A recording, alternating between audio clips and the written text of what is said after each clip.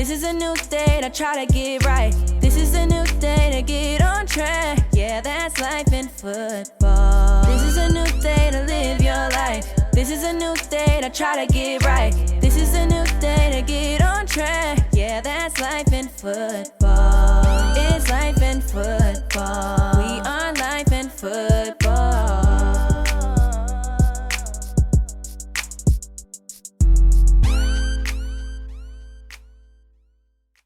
You are now listening to the Life in Football podcast. Check out the new website, lifeinfootball.com. Once again, the website is lifeinfootball.com. Thanks for listening. Welcome to the Life in Football podcast, baby. I'm your host, Mike Feed. And this your coach, Colin Moore. You know we loving life and enjoying football. Top-notch coaches all around the world. Top-notch coaches all around the world. Today we got Coach Jackie Robinson on for Allen University. Yes, sir. Carolina, baby, throw it up. Now, he's coaching right now. He's doing a great job. He's the offensive coordinator at Allen University. And it's a program that's on the rise, y'all. And they doing some major things over there. And this is a coach who's going to help all of his players be not just to the best of their ability successful in football, but in life as well. And I just got to say, I'm so happy we got him on. But without further ado, I'm going to let C-Mo bring him on. How you doing, Coach? Hey, man, I'm doing great, man. How you guys doing today? Great, Coach. It's a blessing to have you on. I want to get right into it with you. So, Coach, you big time. Y'all offense was firepower this season. But before I even get there, I want to know, when did you know that you wanted to coach football? Because I always tell Mike all the time, like, look, man, the coaches who I know can be just take it off the top and make an offense look real good. The coaches I done seen, they either play wide receiver or quarterback because they so in tune with the plays, and then they came from a system that was already good. So now they just implement it once they become coaches, and then they got their own things to it. But I just want to hear, what made you get into coaching? It's funny you asked that question. I've been asked a lot of questions, never been asked that one, and in that manner. And so I actually knew I wanted to go into coaching probably when I was about 4 years old. I grew up in the country, and so when you grow up in the country, you go outside and you play all day. And I didn't have many neighbors. And so I would go outside and take the football around and just play football against myself. I would run down the side of the house and tackle myself. And then I would always think about, man, when I get to school, I'm going to pick this guy, that guy to be on my team because I think they could be great players with me. And so I was always thinking like a coach in terms of strategy and players and how to move pieces together. I grew up, a fan of checkers. And I always loved playing that against my father. And so I always looked at football like a game of checkers where you just always moving pieces together. And so my brain was just always wired to kind of move people and athletes in that manner from a very early age. And so I've been blessed, to play football at a lot of different levels, played wide receiver. And so that does kind of help when you're looking at the overall scheme of things because you're seeing the field from a full view.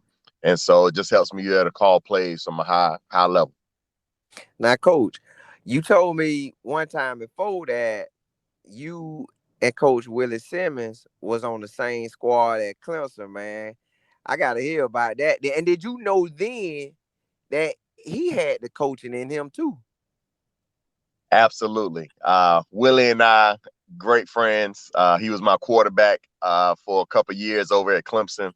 And he definitely had the mind. In fact, there were a few guys on that staff. We all had coaching type minds. Willie Simmons, Jeff Scott, who's at USF, and Tony Elliott. We all were there at the same time. And so you can tell all of us had that mind frame, that mindset to kind of put guys in position to be successful on the football field and off. And so not a surprise to me, the job that he's done or Jeff Scott or Tony Elliott as well. We've all kind of been groomed from past coaches, and in particular the coaches that we had over at Clemson University. Coach, I got to ask my favorite question.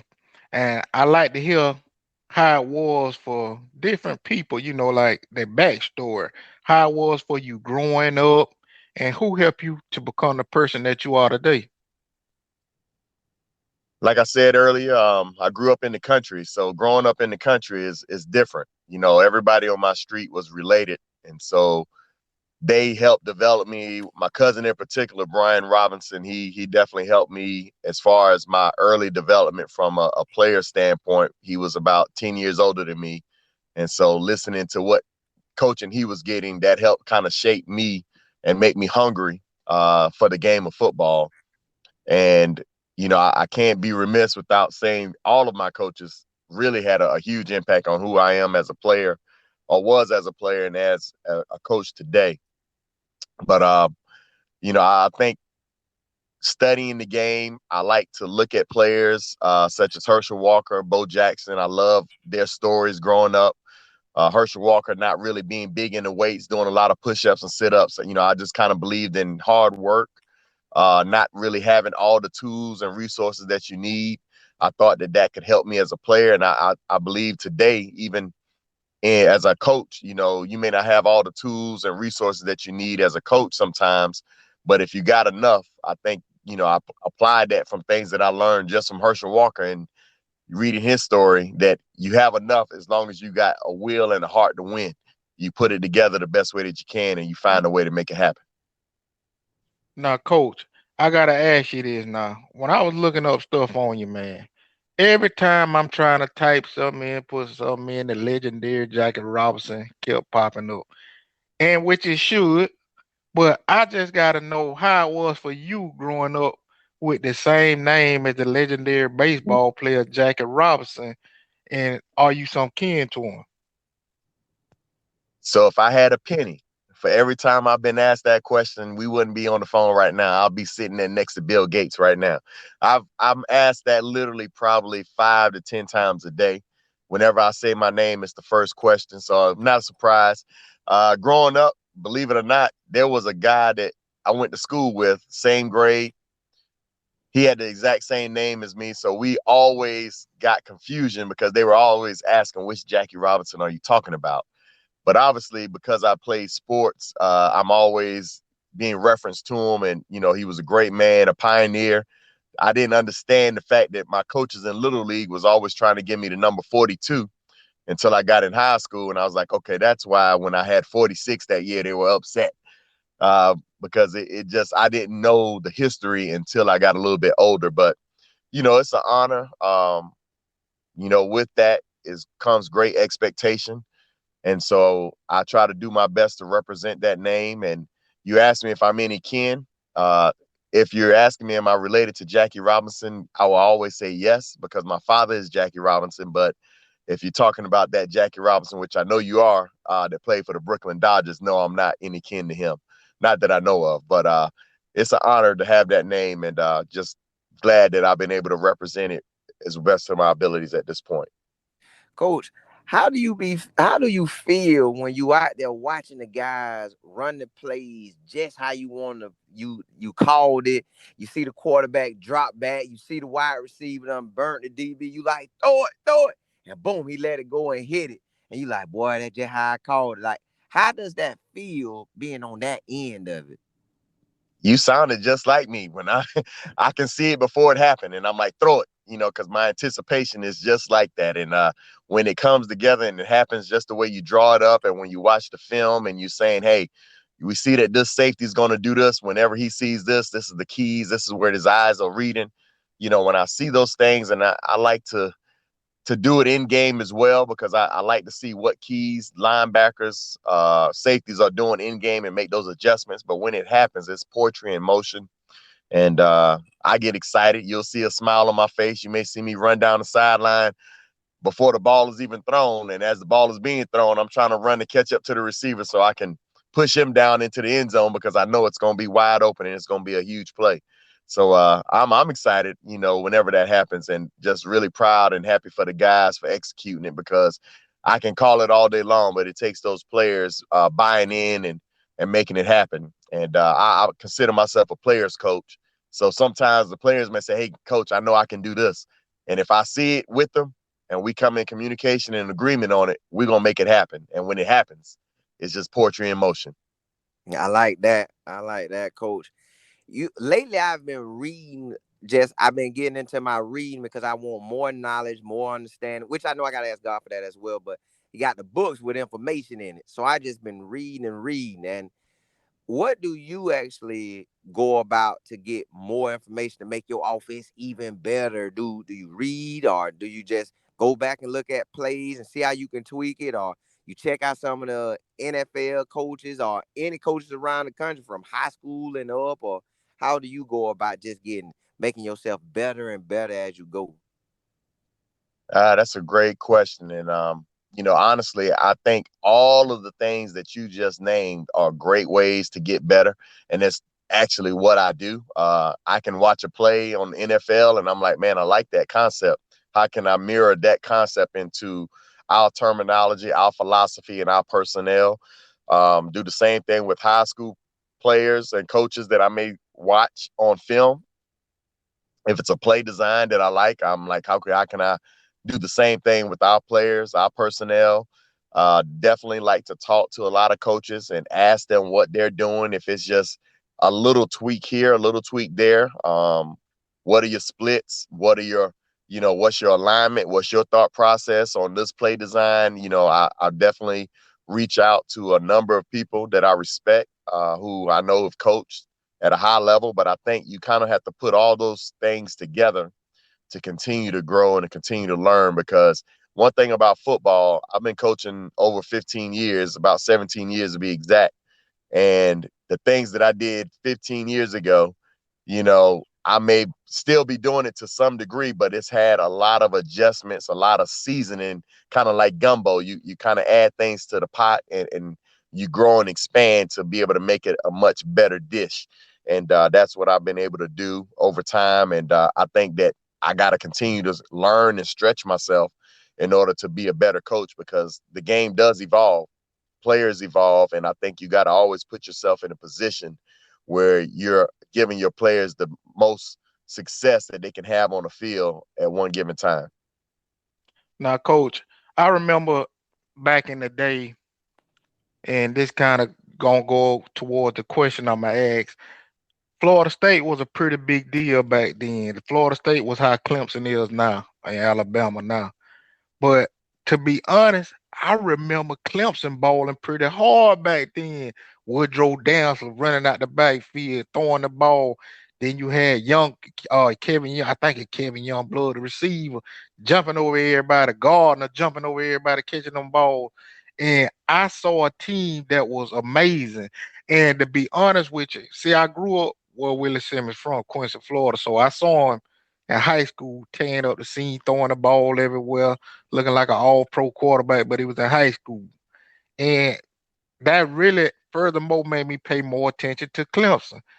But I really didn't have to try that hard because y'all was all across the national TV. And now to see you guys out here coaching and doing y'all thing, actually me and Seymour, we was at the South Florida versus FAMU game, seeing your two former teammates coach against each other. And I want to know, with that being said, how did you end up choosing to go to Clemson, and how was your experience there? Well, I probably worked this question backwards. The way I got to Clemson, honestly, it boiled down to my position coach who recruited me, who I am a great friend of today. Love him to death, Coach Rick Stockstill. He's from that Jacksonville area. He played at Florida State, and so that kind of ties all in together there. But he recruited me hard, and he was always the type of coach that was a player's coach and loved his players, and so that drew me to make that final decision ultimately to go to Clemson. And watching Willie and all those guys who I played with coaching, gives me great pride and honor in knowing that I was playing with guys who have a great passion for the game, a great mind for the game, and I can always call on them to ask them questions, which I've reached out to Willie. I've reached out to Tony over the last few years since I've taken over at Allen, just to kind of pick their brains in order to help put our guys in a position to be better. There's a lot of similarities in the schemes that we run. And so being able to pick up on any little tip that they can give me to maybe so that I can adjust and put our players in a better position, I think has been great. And then to answer your other part of your question there, playing with Woody Dantzler, that's a childhood friend of mine. We played from Little League growing up. We were able to put together some pretty good teams back at Clemson. I think the best team that we had was we got up to number 3 in the country. And in fact, I think we started off like 8-0, and we ran into Florida State, who was a buzzsaw back then. They were always just a superpower. They were Alabama and Clemson of the early 2000s. And, playing against those guys, it made you better, but they were on another level. I mean, you walk into Doak Campbell Stadium back in the early 2000s when, the late Bobby Bowden, God rest his soul, great man. I got to meet him, who was obviously the head coach, or the father of our head coach, Tommy Bowden. He had some really, really good teams, and those teams were just dominant. But walking into Doak Campbell, that was an atmosphere like no other. I mean, it was intimidating. It was all the things that you dreamed about with college football and, playing in those kind of environments. And it kind of laid the foundation to what Clemson aspired to be and wanted to be and became over time. Obviously with Coach Tommy Bowden, he laid that foundation to get us to that level. Rick Stockstill being on that staff for over 20 years, he helped to lay that foundation of what the program was to be. And then when Rick Stockstill left, in fact, when I graduated, Rick Stockstill left and became a offensive coordinator, I believe, East Carolina, and then now he's currently the head coach at Middle Tennessee State. But that laid the foundation for Dabo Swinney to come in and replace his position. And Dabo came in that year and became the wide receiver coach. So all of those dominoes had to take effect in order for Coach Swinney to get there and then for Clemson to become Clemson. And you never know when there's coaching moves, who's the domino that's going to allow one program to rise and one program to fall. And that was the domino that took place that allowed Coach Swinney to come in and then take Clemson to the next level. All right, Coach, and this is my last question. Give any recruit or probably a parent or even a high school coach information that can help them get in contact with you guys. Just say if they have an interest and want to continue to play college football and may want to, play at a school like Allen University. What's the best way for them to get in contact with you guys, or do they need to come in at camps, or just any helpful information that could help out any recruit? Our head coach, Teddy Keaton, he is our main recruiter and our main point of contact for any young man that wants to be a part of our program. He has been in the coaching industry for a very long time, a great man, a player's coach. He's going to love on you. You can reach out to him on Twitter. You can reach out to him, go to the university webpage. You can also find me there as well if you go to Allen University's webpage, and you can reach out to either one of us. We also have a tremendous amount of other coaches who are on staff who can help you with that. But the main point of contact, I would say, would be Teddy Keaton, and just going on the Allen University website page, and you can find my contact as well as Coach Keaton and Tommy Brown's contact information. And Tommy Brown is the assistant head coach, who's also the one point of contact for any recruit that's interested in Allen University. Well, y'all heard it right here, man. That's Allen University. You got big time coaches up there, Coach Keaton, Coach Brown, Coach Robinson, and they doing some big time things up there. And I got to thank Coach Jackie Robinson again for coming on and sharing this beautiful story and this great message that he achieved with his other teammates' success. They was once in college all at one time, and now all of them out here doing some great things, man. God have blessing for all you young men and everybody who don't just play football. He got blessings for us all. We just don't know when it's gonna fall in the lap, or when it's just gonna come to you. That idea, that job you waiting on. Success is right around the corner, baby. And you better stay on track. And you're gonna mess around and be like Coach Jackie Robinson, the offensive coordinator at a university, out here doing big things and changing lives. And I'm gonna leave y'all how I always leave y'all. Keep your head up, and not down, or else you're going to fall to the ground. It's the Life in Football podcast. Catch you next time.